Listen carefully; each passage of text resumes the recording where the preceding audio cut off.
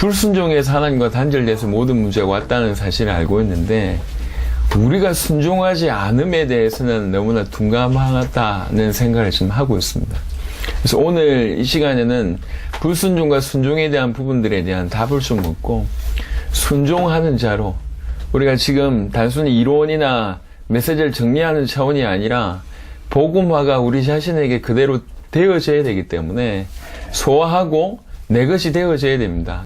디도스 3장 3절에 보면 우리도 전에는 어리석은 자요 순종하지 아니한 자요 속은 자요 여러 가지 정욕과 행락의 종노릇 한 자요 악독과 투기를 일삼은 자요 가증스러운 자요 피차 미워한 자였으나 우리 구주 하나님의 자비와 사람 사랑하심이 나타날 때에 우리를 구원하시되 라고 얘기합니다. 예레미야 3장 25절에는 조금 더 강력한 메시지를 하고 있습니다. 우리는 수치 중에 눕겠고 우리의 치욕이 우리를 덮을 것이니 이는 우리와 우리 조상들이 청년의 때로부터 오늘까지 우리 하나님 여호와께 범죄하여 우리 하나님 여호와의 목소리에 순종하지 아니하였음이니이다 라고 얘기합니다. 우리가 수치 중에 눕겠고 우리의 치욕이 우리를 덮을 것이다. 왜 그러냐? 우리와 우리 조상들이 청년의 때부터 어릴 때부터 여호와께 범죄하여 여호와의 목소리를 순종하지 아니하였다라고 얘기합니다. 순종하지 아니하였기 때문에 이런 문제가 오고 이런 결과가 미친다고 성경은 여러 번 얘기하고 있는데 우리는 순종 아니면 불순종에 대해서 너무너무 둔감해요.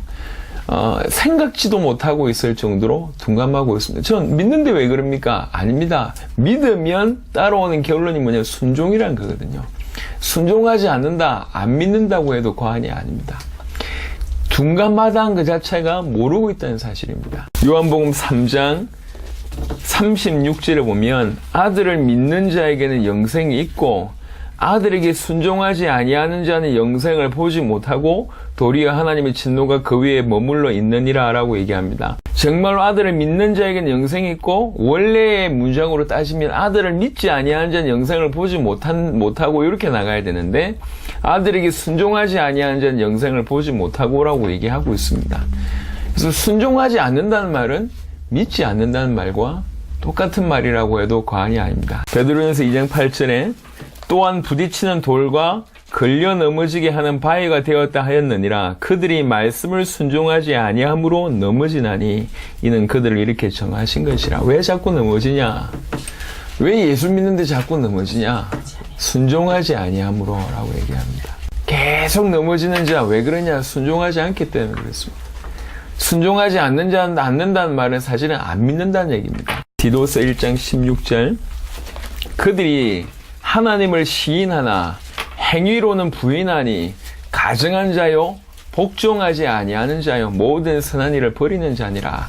하나님을 시인하나 행위로는 부인하니 이 사람은 사실은 안 믿는 자입니다. 가증한 자고 그 사람은 복종하지 않는 자입니다. 순종하지 않는 자입니다.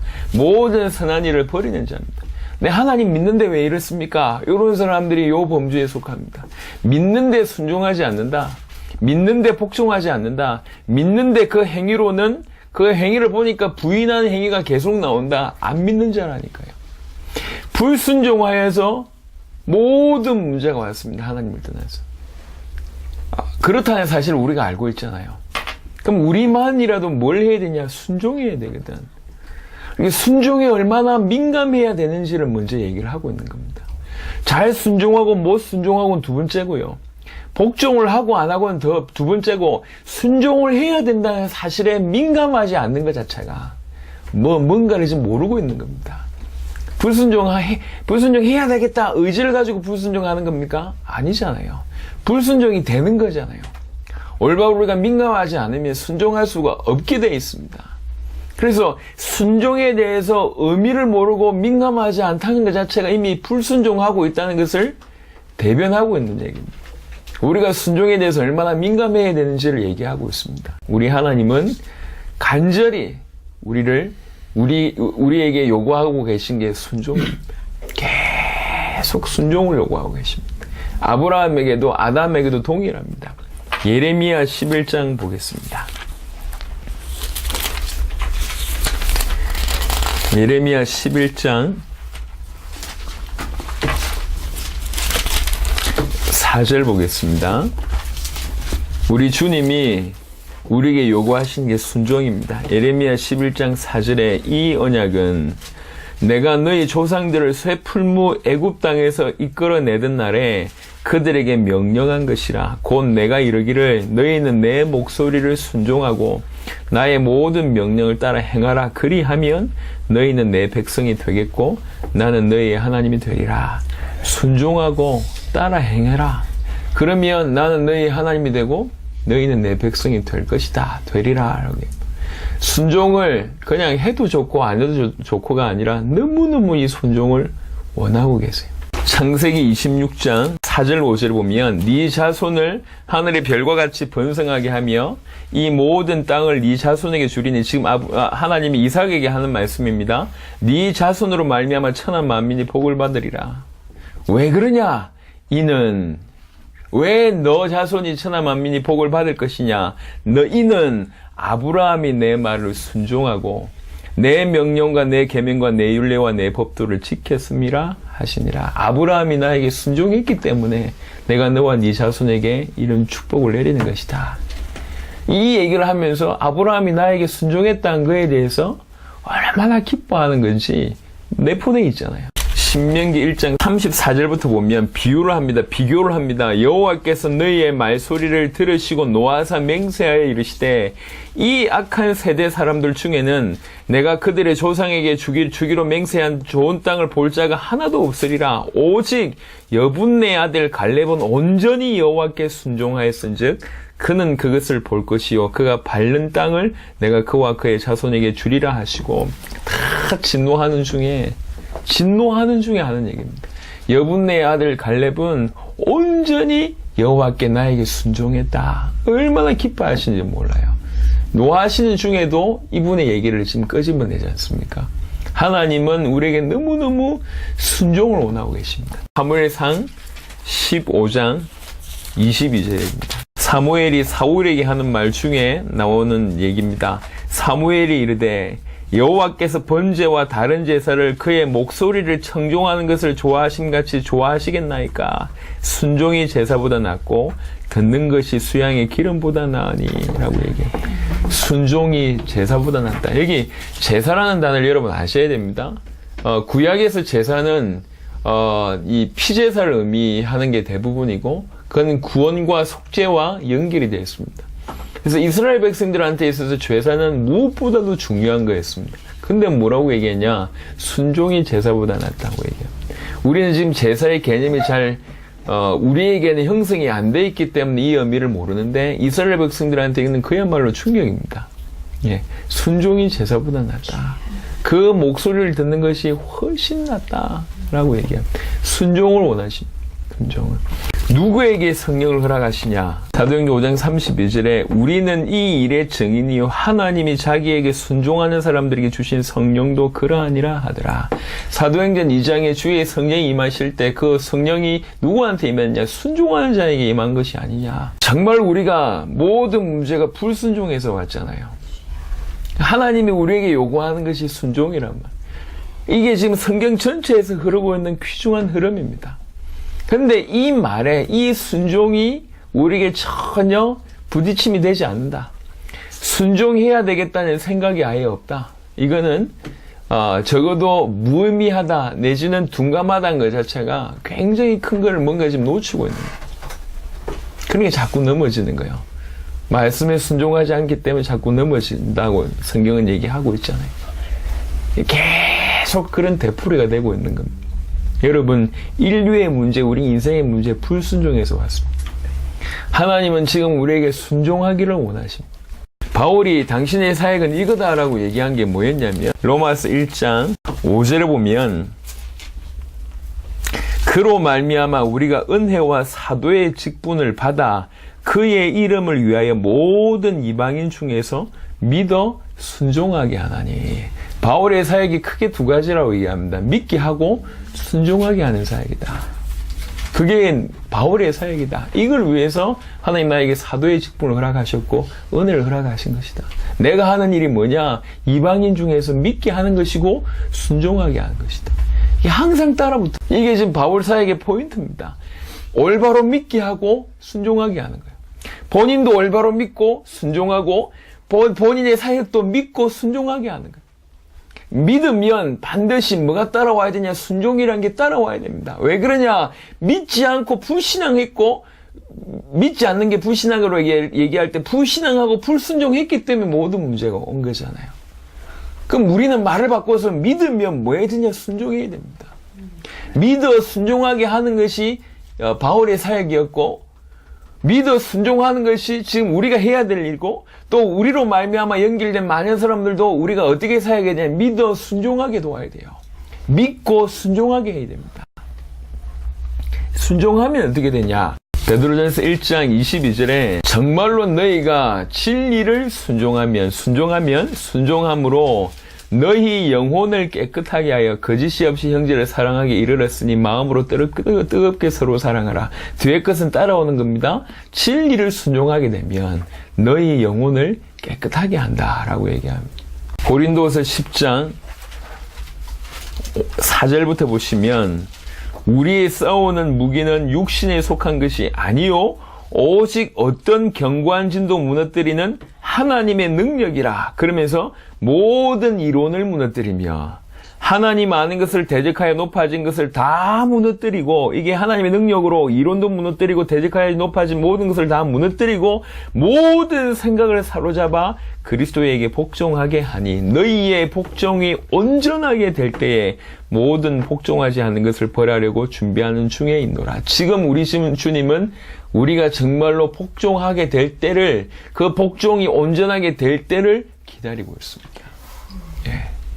모든 생각을 그리스도에 사로잡아 그리스도에게 복종하는, 우리의 복종이 온전하게 될 때를 기다리고 있습니다. 그때에 복종하지 않는 것을 벌하겠다, 그 말입니다.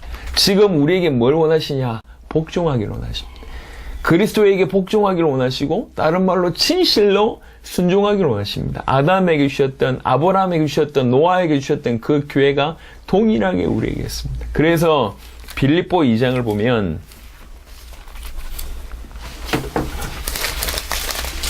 빌립보 2장 12절에 보면 아주 성경의 난해 구절이다 이렇게 표현을 하는데요. 그러므로 나의 사랑하는 자들아 너희가 나 있을 때뿐만 아니라 더욱 지금 나 없을 때에도 항상 복종하여 두렵고 떨림으로 너희 구원을 이루라 라고 얘기를 합니다.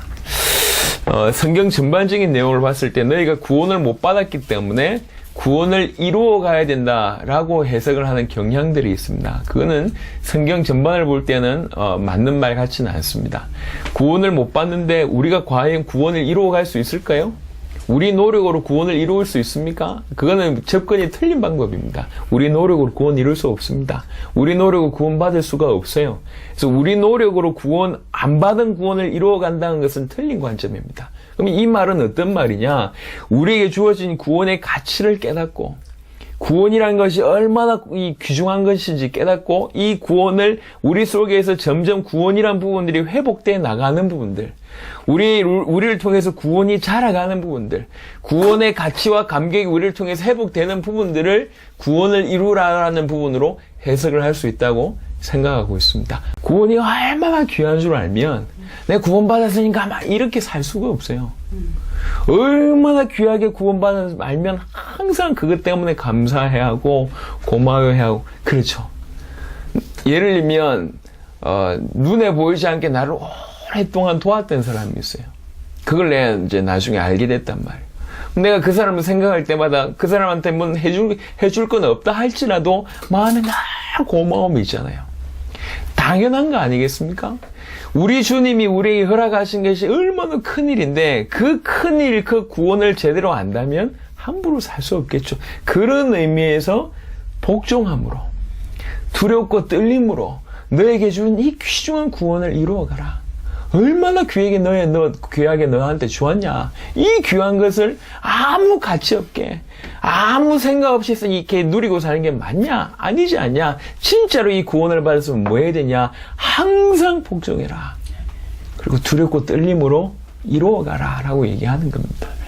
우리가 이 복음을 진실로 받고 이 복음을 믿었으면 진실로 따라와야 될 게 뭐냐? 순종이라는 겁니다. 복종이라는 겁니다. 그리스도에 순종하고 하나님 말씀에 순종하고자 하는 마음이 들고 그런 삶을 살게 되는 겁니다. 그럼에도 불구하고 이 복음을 받았음에도 불구하고 순종의 모습이 우리에게 없거나 아니면 불순종과 순종에 대해서 전혀 민감하지 않거나 둔감한 상태 가운데 있다고 얘기한다면 우리는 지금 불순종하고 있다고 봐도 과언이 아니고 지금 어떤 영적인 큰 질병 가운데 있다고 해도 과언이 아닙니다. 정리를 좀 하도록 하겠습니다. 불순종의 모습들을 열거를 쭉 하셨습니다. 성경을 통해서 얼마나 안타까운 얘기를 하시는지 몰라요. 예. 불순종의 모습들 쭉 우리 조상들과 우리가 청년 때부터 항상 여호와께 범죄하여 그 음성을 듣지 않고 청종하지 않고 순종하지 아니하였다. 그래서 치욕과 수치가 우리 중에 눕는다, 덮을 것이다 표현합니다. 기가 막히죠. 그리고 또 얘기합니다. 진실로 우리가 복종하지 않기 때문에 말씀에 순종하지 않기 때문에 계속 넘어지는 것이다. 말로는 시인하지만 행위로는 부인하는 자는 이 사람들은 복종하지 않는 사람들이다. 복종, 순종에 대해서 개념이 없는 사람들이 너무 많습니다. 예수 믿는데 왜 이랬습니까? 하나님 믿는데요. 그 얘기를 두고 하는 얘기입니다. 하나님 믿는다고 얘기하는데 삶에서 행위로 전혀 순종하는 모습이 안 보인단 말이에요. 안 믿는 사람입니다. 믿는 사람들은 영생을 얻고 순종하지 않은 사람은 영생을 보지 못한다고 예수님이 서로 대비를 시켜놓고 있습니다. 순종하지 않는다, 안 믿는다고 해도 과언이 아닙니다. 우리 주님은 정말로 순종하기를 원하십니다. 순종하기를 원하십니다. 정말로 이 말을 순종하고 내 명령을 따라 행하면 나는 너희의 하나님이 되고 너는 내 백성이 될 것이라고 계속 얘기하고 있습니다. 순종이 제사보다 낫습니다. 순종이 제사보다 낫습니다. 순종을 원하십니다. 우리는 순종해야 됩니다. 뭐에 순종해야 되냐? 복음에 믿어 복음으로 순종하는 겁니다. 복음을 믿어 순종하게 하시니 복음의 순종, 예수가 그리스도라는 그 사실에 순종하게 될 때에 예수가 그리스도라는 그 복음 속에 있는 성경 전체에 있는 부분들을 순종하게 되는 겁니다. 하나님 말씀에 순종한다는 부분도 그 안에 다 포함이 되어 있는 겁니다. 복음을 믿고 그것에 순종하는 것이 우리가 할 일이고 또 우리 자신이 해야 될 일이고 우리가 해야 될 사역입니다. 그리고 그런 순종하는 중에 아예 우리 모든 생각조차 아예 복음의 순종, 그리스도에게 순종하면 그리스도에 복종하게 되면 복종하지 않은 많은 것을 보라려고 준비하고 있습니다. 그래서 항상 복종함으로 두렵고 떨림으로 경외라는 단어가 있습니다. 경외. 너무 좋으면서 두렵고 떨림입니다. 우리의 신앙생활은 그와 같습니다. 너무 하나님이 좋아요. 근데 두렵고 떨림입니다. 너무 큰 분이 지금 여러분 앞에 나타나면 너무 좋잖아요. 연예인이 좋아하는 연예인이 여러분 눈앞에 나타나면 너무 좋은데 떨리잖아요. 너무 좋은데 떨리고 두려워요. 이게 경외라는 겁니다. 그 경외하는 마음으로 복종하는 거예요. 그게 우리에게 하나님께서 원하시고 계신 겁니다. 여러분 신앙생활은 지식이 아닙니다. 또 안다고 하는 믿는다고 하는 잘못된 확신으로 사는 것도 아닙니다. 진실로 믿는다면 바른 순종이 따라오게 되어 있습니다. 그 순종에 대해서 개념이 없었다. 안 믿는 것일 수도 있습니다. 여러분 정말 부탁드립니다. 믿어 순종하는 거예요. 이게 복음화되는 겁니다. 우리 자신이 믿고 순종하는 거고 또 우리로 하여금 연결된 자도 올바로 믿고 순종하게 해야 됩니다. 지금 올바로 믿지 않고 순종하지 않으면서 자기는 믿고 있다고 생각하는 사람들이 많습니다. 잘못된 확신 가운데 자기 구원받았다고 생각하고 있으면서 자기 마음대로 살고 있는 사람이 있습니다. 과연 구원받았을까요? 순종하지 않는 사람이 불순종해서 모든 문제 왔는데 순종하지 않는 사람이 구원받았을까요? 혹 구원받았다고 하더라도 계속 넘어지는 자입니다. 말씀에 순종하지 않기 때문에. 부탁드립니다. 복음을 믿어 복음에 순종하는 하나님께서 우리에게 명령하고 계십니다. 이게 우리 가운데 담겨야 되고 내 것이 되는 겁니다. 그게 나에게 이루어져야 될 복음화 중에 한 부분입니다. 이론으로 그치지 마시고 실제로 믿고 순종하는 믿어 순종하는 여러분 되시기를 그리스도 예수 이름으로 축원합니다.